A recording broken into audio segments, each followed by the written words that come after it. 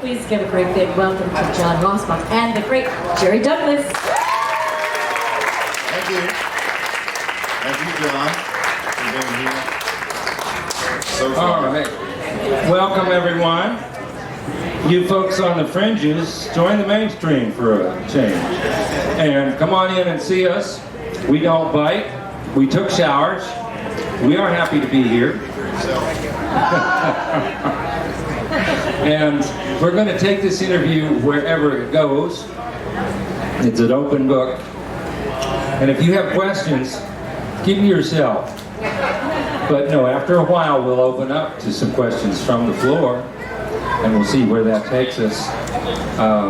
Jerry, welcome to Gray Fox once again. Thank you, John. It's nice to be here. And, as always. geez, I'll bet we can't count how many Gray Foxes you've done. How many have there been total? Well, I've been stage manager for 34 years, and there was something before me. So like 40 years? I don't know, something close to that, I guess. Yeah. No, I'm not very good with numbers right now. Anyway, well, first of all, I'm going to start with stupid question number one. Where were you born? I was born in Warren, Ohio, a steel mill town. And that is sort of like southeast of Cleveland Yes, southeast of Cleveland, and near Akron.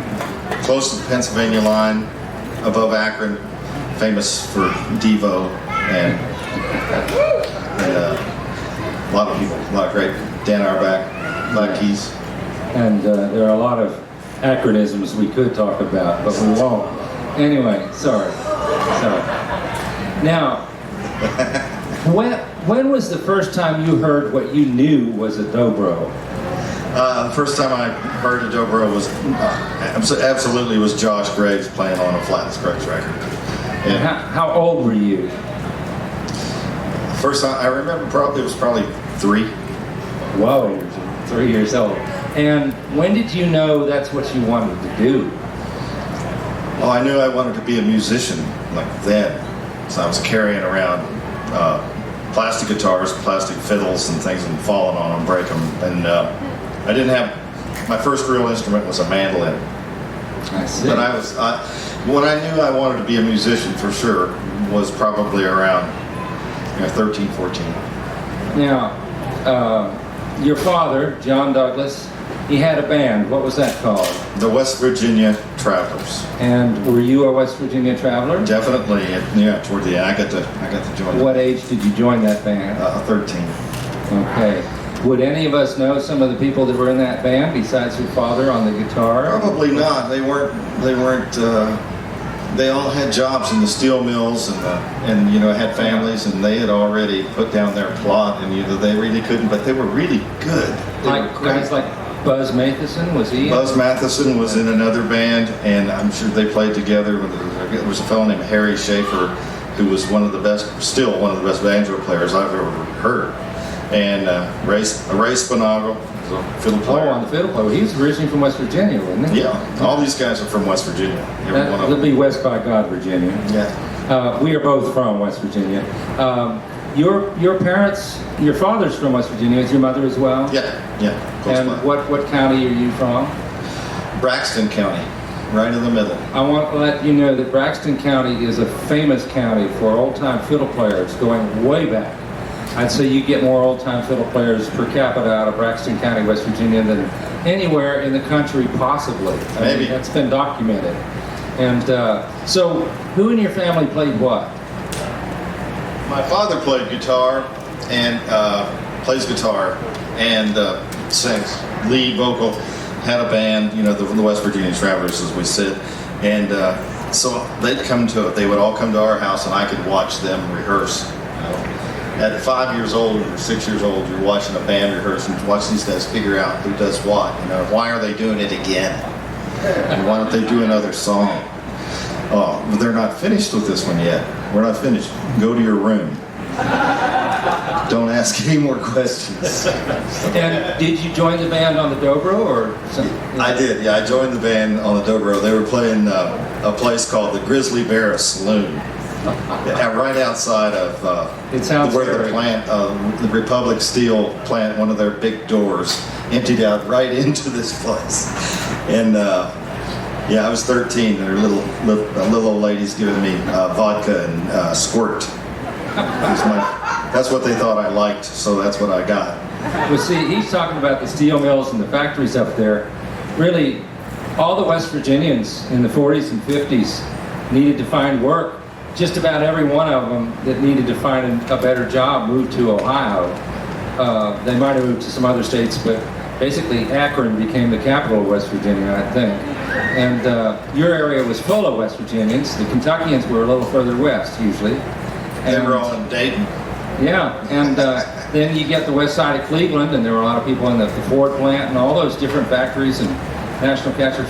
I would say that there are probably more bluegrass musicians per capita in Ohio than any other state in the country except the possibility of Virginia, maybe North Carolina, but there were more subscriptions for Bluegrass Unlimited in Ohio than anywhere else for years. So you were raised in a hotbed of bluegrass music, even though you say some of these guys weren't famous.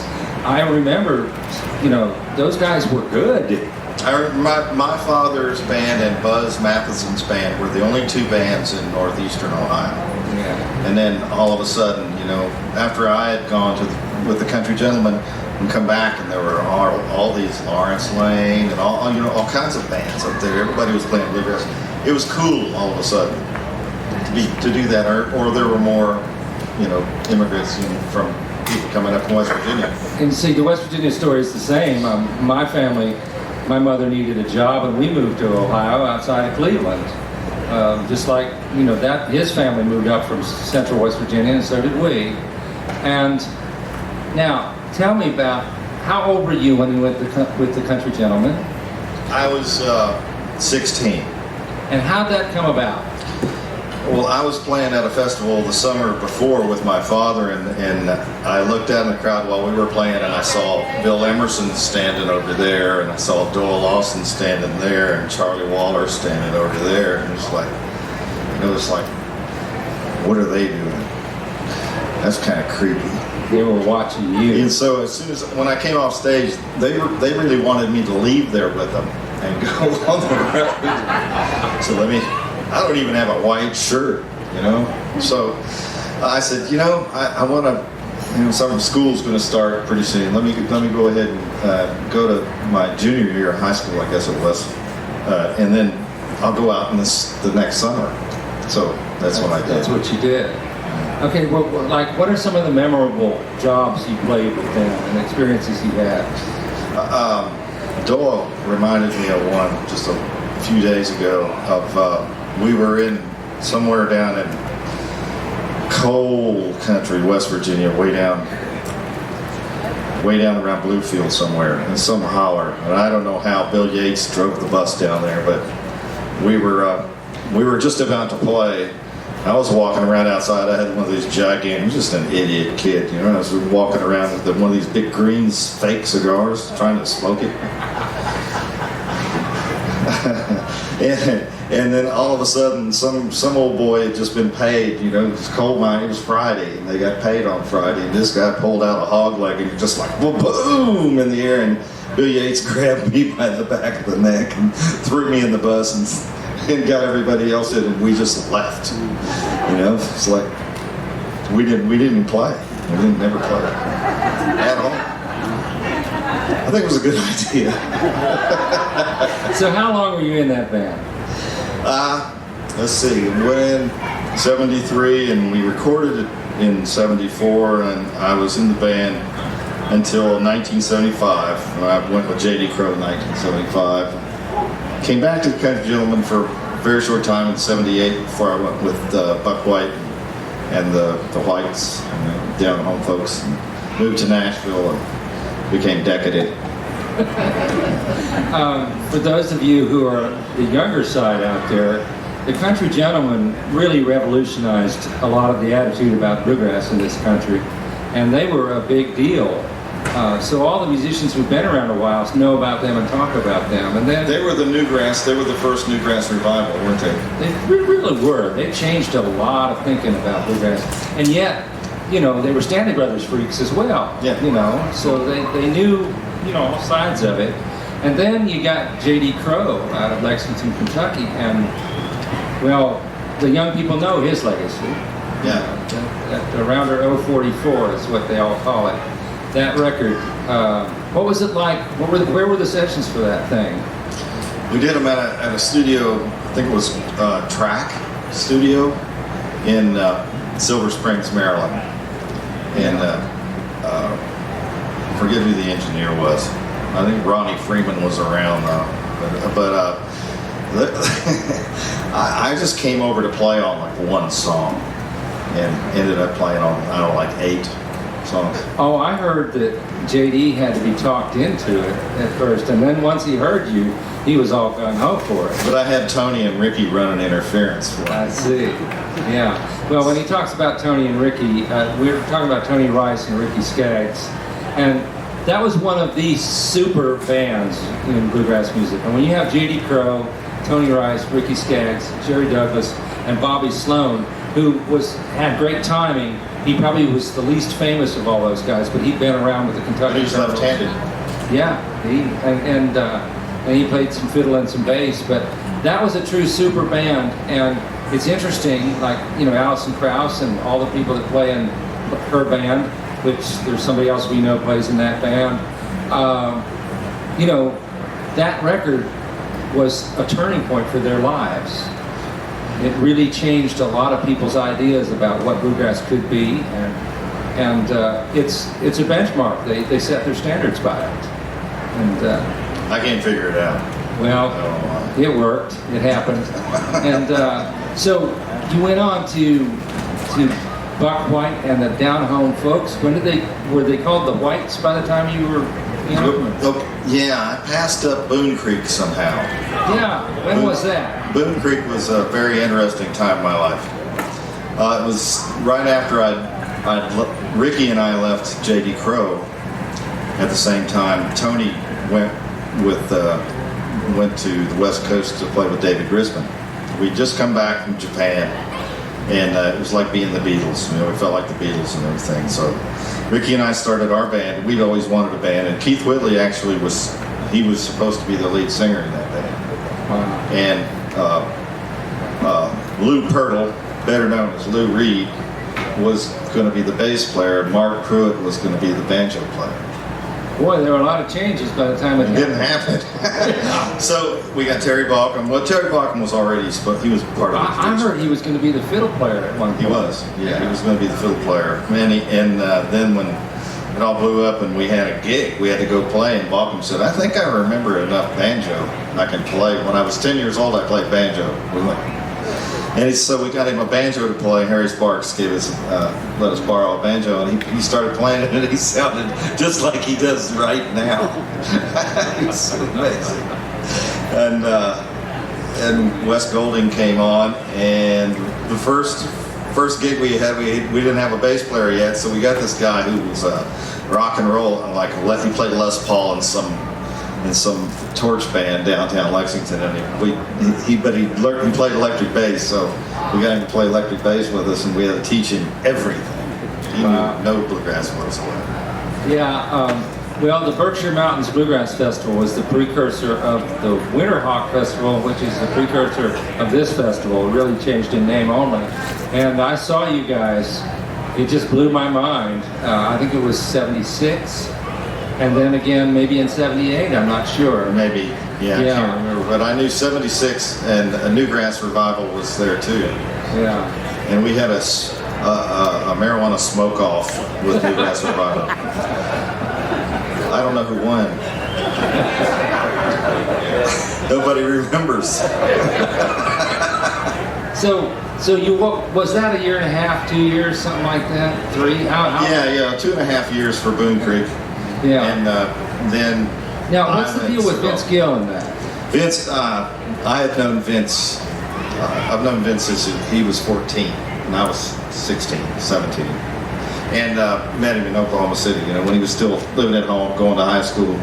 So I've known him for a long time, and he was playing in a band called Bluegrass Alliance in Louisville, not liking it, not enjoying himself. And I said, well, man, Wes Golding is writing these great songs. You come over and he'll write, you sing, and it'll be great.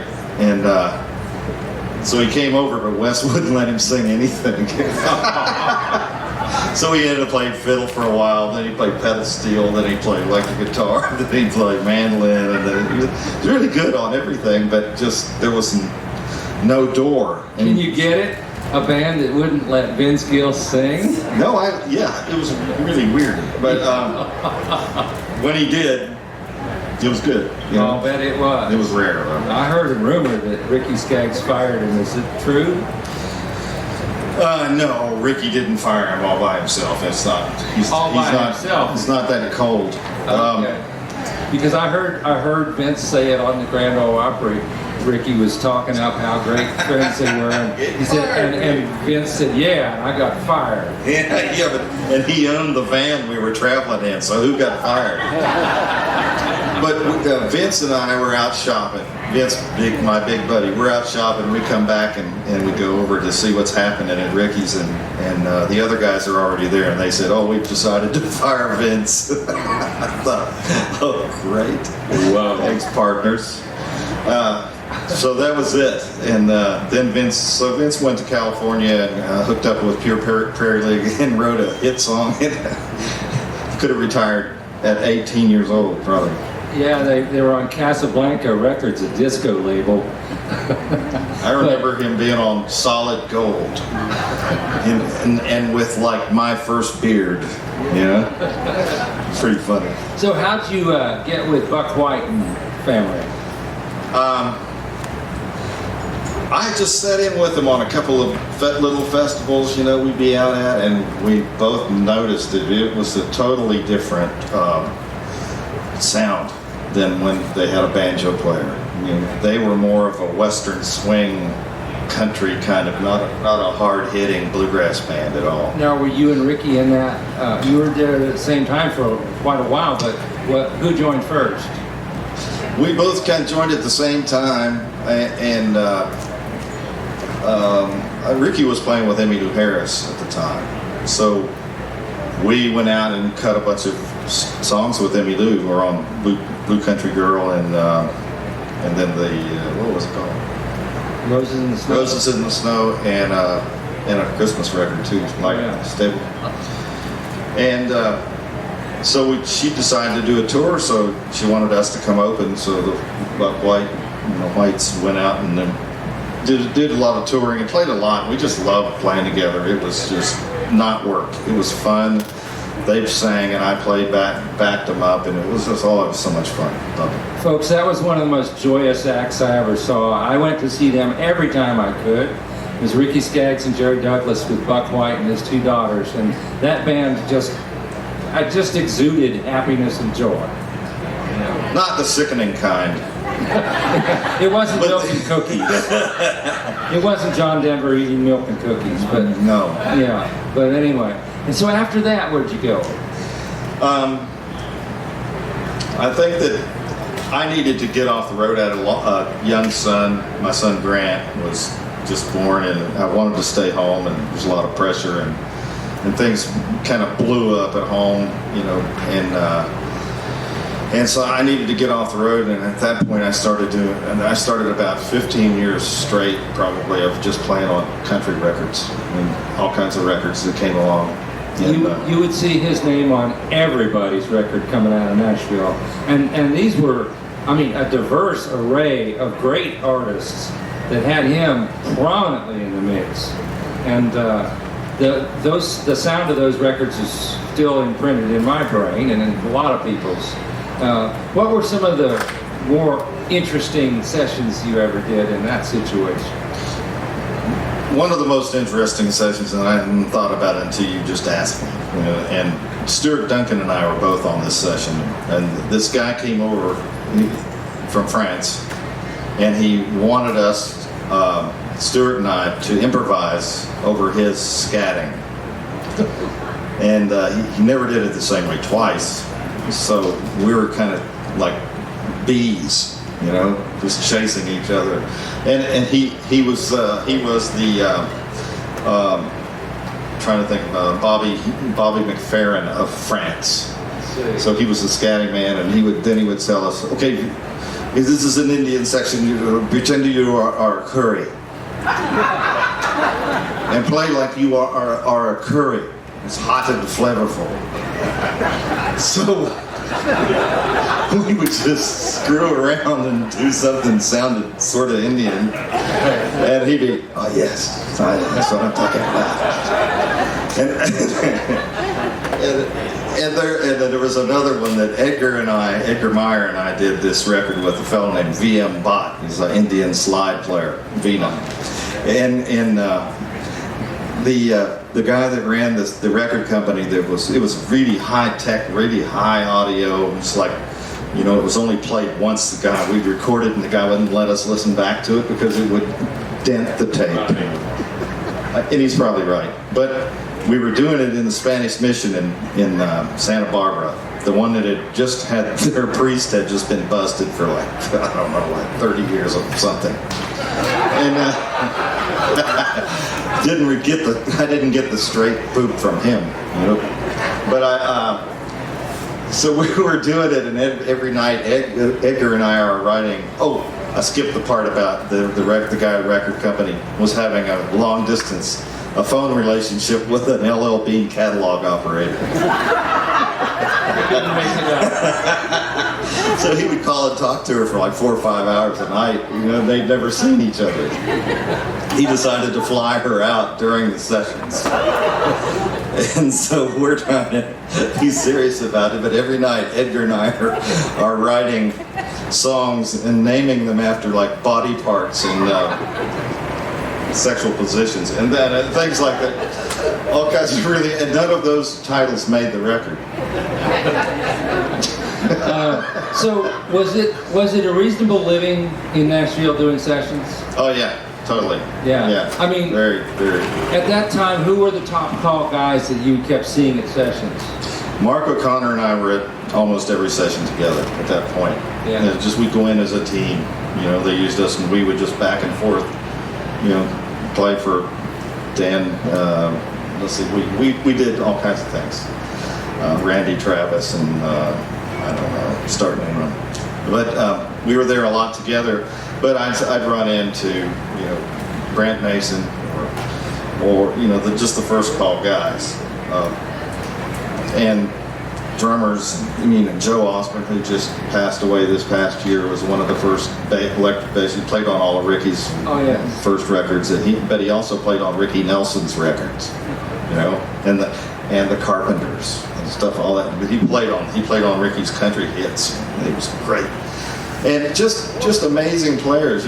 But you just kind of show up, and all your stuff would show up, and you'd pull out which guitar you thought you would fit that song, or you'd trade. If it wasn't working, you just reach for another different sounding instrument, Well, I would imagine it was probably a lot of different experiences depending on the producer and the artist as to whether you were given leeway to play whatever you wanted or you were scripted. Now, I wasn't scripted because they didn't know what to do with me. You weren't familiar with the... Nobody really had ever written a dobro chart, a musical chart.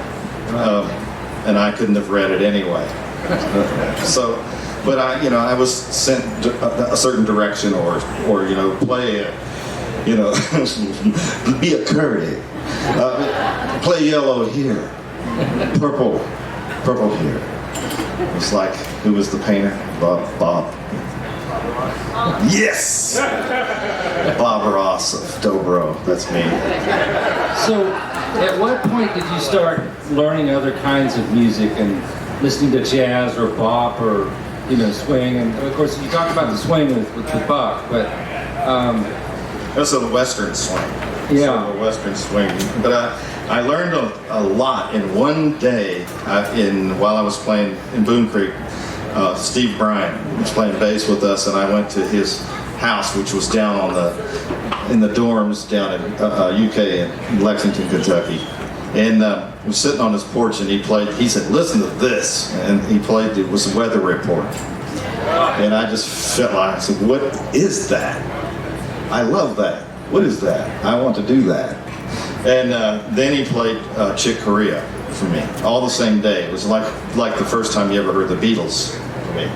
And it changed my whole way of thinking. I started thinking like a horn player more at that point, instead of a slide dobro, slide player. Well, who were some of the musicians that inspired you to think of the lines that you play? Wayne Shorter, because We're talking, the jazz. The jazz guys Miles Davis is amazing. You have to start.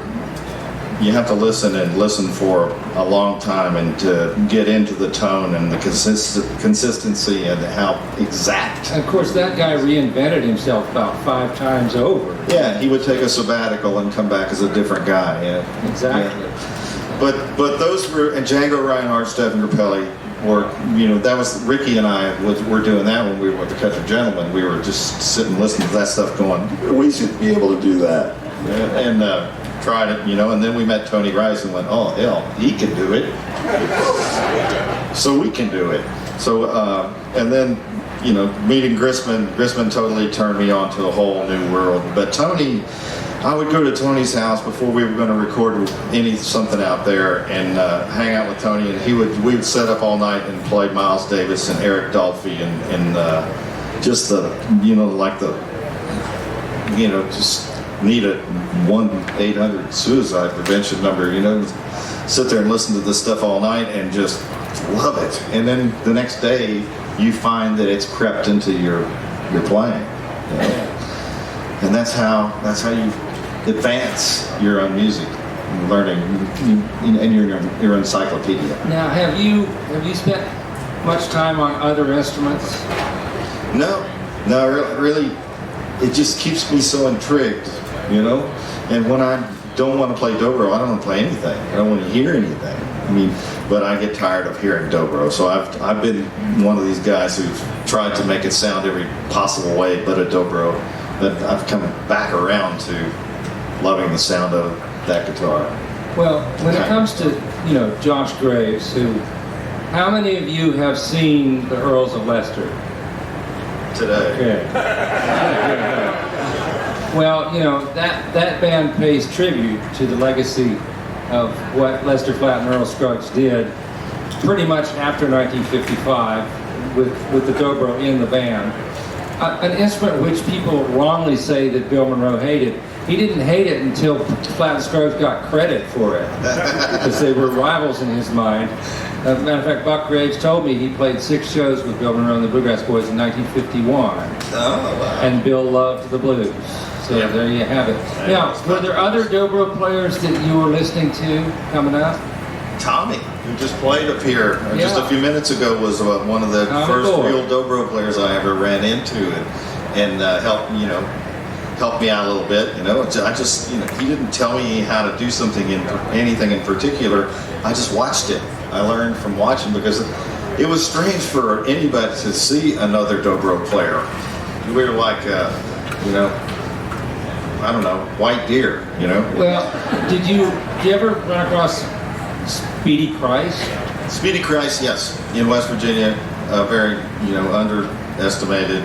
You bet. Great dobro player, and the coffee drinking Nighthawk, Lee Moore, coffee drinking Nighthawk at WWVA. I heard him early on. I heard Oswald, and I heard all these other guys, but Josh was the one who got my attention, because he could keep up with Earl Scruggs. He could play that role, the continuous thing. Now, you got to realize what Josh did was so revolutionary on the instrument. Before that, you had some great players. You had older guys like Duck Atkins, and you had Shock Jackson, and later on Lloyd Green and those kind of guys. But it was Oswald who had the tone and that sweet sadness. But Josh took Earl Scruggs' right hand and put it on the dobro. Isn't that about right? Mm-hmm. Yeah, actually, I think Earl gave him the first pick he had for the third finger, Yeah. He said, try this. use another finger and see how fast you can go. And it works. I flicked a pick off into the front row not too long ago and tried to finish the song with 2 fingers, and it's pretty hard. I was just trying to imagine that note would have gone there. It would have been great if I just had my pick back. Now, was Mike Aldridge on your radar? Oh yeah. Yeah. My dad, just the last trip up to see my parents, my dad found his old tape recorder and the tapes and all the stuff, and he had taped me playing a bunch of Mike Aldridge songs when I was 14. And I was just trying to be him. I was just wanted to sound like him, be like him. You know, and later on when I met him, we were at this really wild festival in Warrenton, Virginia, and babies born, people dying. You know, it was consistent population. But Mike and I were walking across a field, and I was just thinking, this is so cool. I'm walking with Mike Aldridge. This is so cool. I can't believe this. I'm walking along, and we're walking along, and there's all of a sudden this guy comes out of nowhere, and he doesn't have anything on. Nothing. He's long hair. He looks like Jesus. And he's walking, and Mike said, yeah, he doesn't have any fucking clothes on. And I went, my hero swore. And then I thought, wait a minute, I say that too. Now, and I thought he was all more cooler to me. But in public he was called Mr. Clean. Oh, and this is such a great the thing is, as a player, he was Mr. Clean. The cleanest ever. And the first time I heard Jerry play, I thought to myself, he's heard Josh, but he must have been listening to Mike Aldridge. And I find out I'm right. Yeah, well, there were only 2 guys to listen to, so didn't have much choice then. Yeah, well, Mike Aldridge revolutionized the second wave of dobro and bluegrass music, in my opinion. I hope he gets voted into the Hall of Fame this year, too. Yeah. Only 2. And so, I voted for myself, but...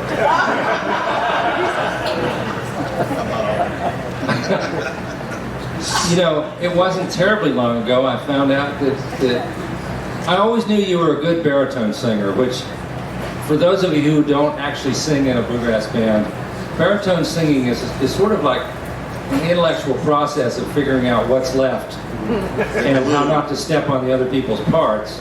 And this guy is an excellent baritone singer.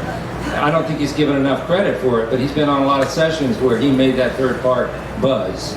And it's okay, I get paid more. Who did you listen to as singers? Oh man, the Osborne Brothers were. Sonny Osborne was the best baritone singer ever, I thought. Eddie Adcock. Oh, what am I saying? I don't know. Is it Eddie or is it Sonny?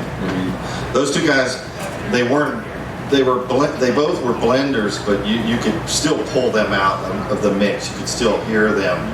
They had such great personalities in their voices. You weren't gonna hide Sonny. Sonny was creeping up, behind Bobby and just creating all this tension in the middle of the trio. It was amazing. Well, both those guys, as singers, had incredible ranges. It's just that the parts they were given, you didn't always realize what kind of ranges those guys had with their voices. Sonny would go way high up and still be under Bobby, but he'd go way up. It's hard to sing some of those parts. They just felt them.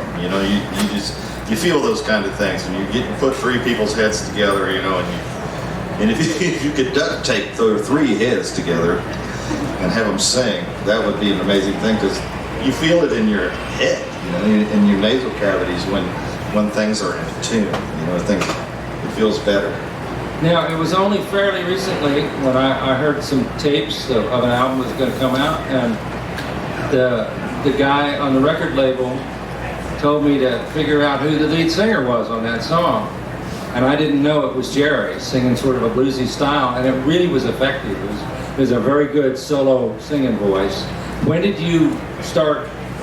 Did you always sing solo stuff to yourself, or did you fairly recently develop that persona? No, I didn't, because I was playing with Ricky Skaggs and Alison Krauss. We don't need another singer. Dan Tominski, okay, in a pinch. But You know, I've been so lucky to play with those Whites. You know, were very, very informative to me. I mean, I learned so much about harmony and structure from listening to them build something. You know, they just naturally felt it too, just like the Osborne Brothers. It's a sibling harmony thing is incredible. But the way they would stack something, you know, and it was just a really sweet chord. You know, it was always the perfect stack. And they'd change it, you know, they'd try to change it once in a while, but now they'd go back to it, and it was the right one. Now, speaking of Allison, how did that big leap happen?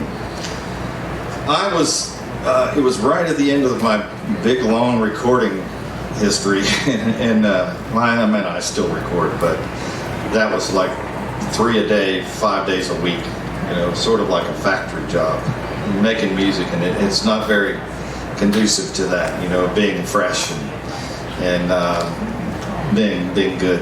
And so I think I was producing the Lonesome River Band, one of their records, and we had a tornado, but right before that, Allison called one day and said, you know, somebody had left the band and they didn't know what they were going to do. They didn't know if they were going to keep going, didn't know what to do. So, but I had some dates booked, and would I go out and play on them? And I said, yes.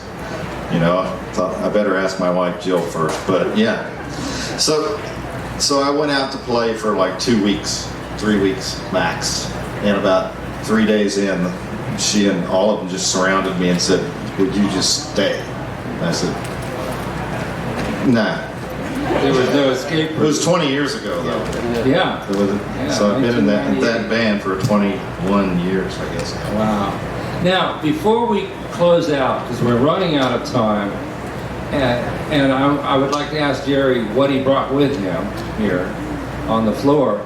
But one last question I have for you. Every outfit you've ever seen Jerry Douglas perform in, there is no slouch on stage. Everybody knows his, her, or its, or transgendered or neutered parts. And where's this going? And then some. Legitimate question. What is it you look for in a band member? I look for somebody who is ready to play, really ready to play better than they've ever played, you know, and for me to want them to learn from the band. I want the band to learn from them as well. Want everything to go up. Every time a band member changes, it should go up because you've had the other, so it can get better. And I mean, I love Daniel Kimbrough's bass playing, and when he came into the Earls, it was like, wow, you know, the whole band's lifted up all of a sudden. We got this brand new energy, and it happens like that. Jeff, the same with Jeff White coming into the band. But you know, you want somebody who is of like mind, you know, likes the kind of music. We don't all like the same kind of music. If I put on a Steely Dan record or something like that, Sean Camp goes ballistic. You know, what the hell is that? But that's okay. You know, then we'll agree, and we'll put on George Jones, and we'll both just sit there and cry. You know, so it's nice to have camaraderie with your band and inside the band, in the workings of the band, because it's like a marriage. You have to give and take. You can't just dish it out all the time without taking a few lumps once in a while. But at the end of the day, you know, be friends and don't go to sleep angry. Good advice. So what did you bring for us today? You know, I took my dobro to school one time. One of my schoolmates reminded me a couple years ago, and he said, you brought it to school and the teacher gave you a C.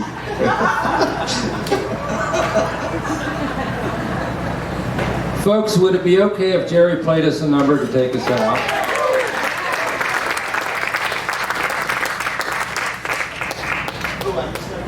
You guys heard Gary and Uma? You heard them play? Amazing. What do you think about that? Now, I heard a rumor. Is it true that they're your neighbors? They're my neighbors. They live down the street from me. And they cut that in my little studio. I heard a video of them, and that gal has such a beat on the old-time playhammer. She's just got it. And the boy on the fiddle's got some intensity. And they're, what, 11 and 13 or something like that? Yeah, Gary's 13. But Uma's been working a lot with Rhiannon Giddens. Well, that's going to take them to a good place. Yeah, that's a good. Well, Rhiannon Giddens going to take them to a good place. Yeah, I'm sure. There's vision there. I'm sure she's given Rhiannon some right back too. A lot of talent there. Yeah. A lot of talent. Yeah, I can play something. All right. Is this one on? Or you want to just use this one? Doesn't matter anyway, does it? There it is. All right. Can you give me a little bit of that down here? Yeah, I'm just that much of a prima donna.